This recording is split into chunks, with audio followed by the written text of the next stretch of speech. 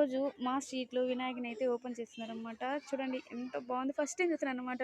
నేను ఇన్ని రోజులుగా కాలేజ్‌లో ఉన్నానా, సో ఇవంతా మిస్ అయిపోయాను. సో అందుకు ఈరోజు ఓపెన్ చేస్తారు. ఈరోజు ఫస్ట్ టైం నేను చూస్తున్నాను మా స్ట్రీట్‌లో ఇలా వినాయక చవితిని రీఓపెన్ చేయడం. యాక్చువల్‌గా ఇప్పటి వరకు నాకు అసలు తెలీదు. బ్యాక్ ఇయర్ కూడా పెట్టారంట ఈ వినాయక స్వామిని. అంటే నేను కాలేజ్‌లో ఉండడం వల్ల నాకు తెలియదు. సో ఈసారి ఇంటికాడ ఉండడం వల్ల సో ఇలా కలర్‌ఫుల్‌గా బాగుంది మా స్ట్రీట్. అంటే ఇంతవరకు ఎప్పుడు నేను చూడలేదు. మా అక్క పెళ్ళప్పుడు చూద్దాం అనుకున్నాను.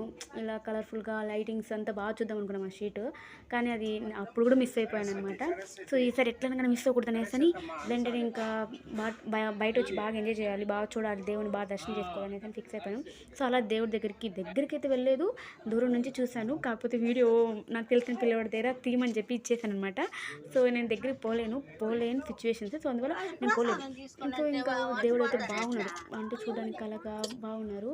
ఫస్ట్ టైం కదా చూస్తానేది మా స్ట్రీట్‌లో ఇలాగా లైటింగ్ ఫుల్స్‌గా దేవుడిని పెట్టుకోవడం, అందరూ పూజ చేయడము, ఫస్ట్ టైం చూడడం వల్ల కొంచెం ఎక్సైట్‌మెంట్‌గా కొంచెం హ్యాపీగా ఉంది.